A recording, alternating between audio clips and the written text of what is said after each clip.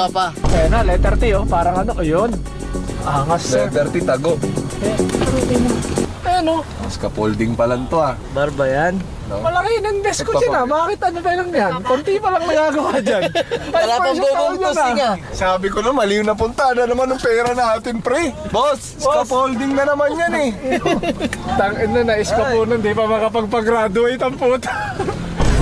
Ay, ayun pala maganda. Oo, may naman pila. pala. Okay naman pala. Ito pala. Yung mga nakapila dito sa likod ko, sila ang magpapagraduate kay Kidlat. Thank you guys. Thank you. Thank you.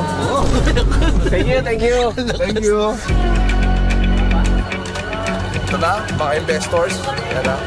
1, 2, 3, 4, 5, 6, 7. Dami. Thank you ha, thank you sa inyo dyan. Thank you sa inyo.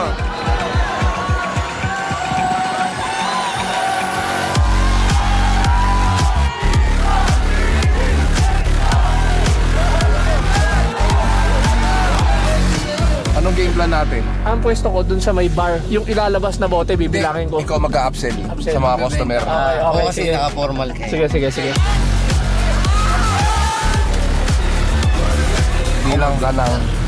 Bilang ka ng mga tao sa kabote.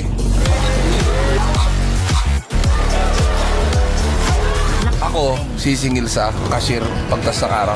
Everyday dapat ang Tricias maglabas ng pera!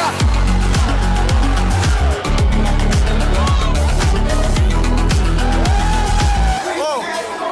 Dapat nagtanong ka na to nila na nabenta. Order na naman sila bagong pulutan. Kinain ko eh. Tama.